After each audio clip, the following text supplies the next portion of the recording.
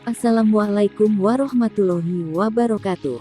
Selamat berjumpa kembali di channelnya Embu Anjani. Semoga Allah selalu memberi kita kesehatan, panjang umur, banyak rezeki serta diberikan kekuatan iman dan takwa. Amin ya robbal alamin.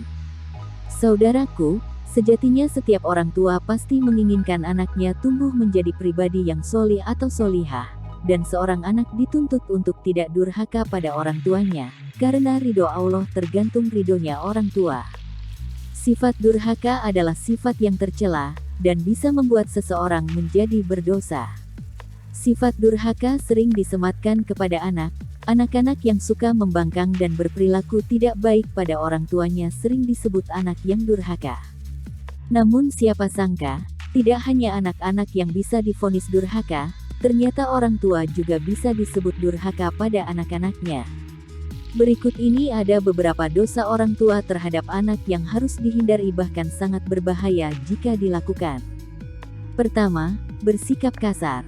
Biasanya di saat menemukan perilaku anak yang tidak baik dan tidak disukai, orang tua sering berperilaku kasar terhadap anaknya. Padahal, jika didapati anak berbuat hal tidak disukai, seharusnya orang tua menasihati anaknya dengan lembut penuh kasih sayang.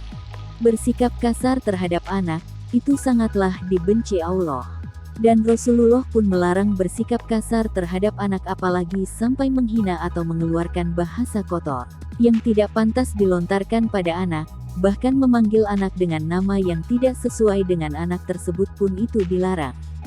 Karena bisa jadi hal itu membuat anak terluka dan sakit hati. Kedua, pilih kasih terhadap anak-anak. Bagi orang tua yang memiliki anak lebih dari satu, pastinya, karakter, sifat dan sikap anak itu berbeda-beda. Dan tentunya orang tua sangat tidak dianjurkan untuk memperlihatkan rasa pilih kasihnya terhadap anak. Maksudnya, tidak boleh menunjukkan kasih sayang berbeda pada satu atau beberapa anak dengan tidak memberi perhatian yang sama terhadap anak yang lainnya. Disadari atau tidak, sikap pilih kasih ini merupakan salah satu dosa besar orang tua terhadap anaknya. Karena berdampak besar pada psikis anak yang akan menimbulkan kecemburuan dan terputusnya tali silaturahmi antar anak. Dari itu Allah dan Rasul-Nya memerintahkan untuk berlaku adil, apalagi ini terhadap anak-anak. Karena berdampak besar pada psikis anak yang akan menimbulkan kecemburuan dan terputusnya tali silaturahmi antar anak. Dari itu Allah dan Rasul-Nya memerintahkan untuk berlaku adil, apalagi ini terhadap anak-anak. Ketiga, membanding-bandingkan anak. Meski ini terkesan sepele, ternyata membanding-bandingkan anak adalah termasuk dosa orang tua terhadap anak, karena tidak ada satupun orang yang suka dirinya dibanding-bandingkan, meskipun dengan saudaranya sendiri. Apalagi dibandingkan dengan orang lain, karena dapat membentuk pribadi anak yang lemah, rendah diri, tidak percaya diri, bahkan selalu merasa minder dan merasa dirinya tidak mampu melakukan apa-apa. Walaupun niat orang tua tadinya baik, misalnya agar anaknya termotivasi menjadi lebih semangat atau rajin dalam melakukan suatu hal.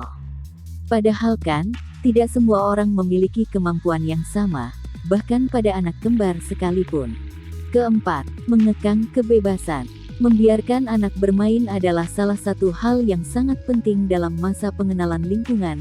Ini juga akan mendukung masa tumbuh kembang anak secara optimal. Dengan membatasi anak dan mengekang kebebasannya berarti orang tua telah berdosa pada anak. Karena kebebasan adalah hak setiap anak.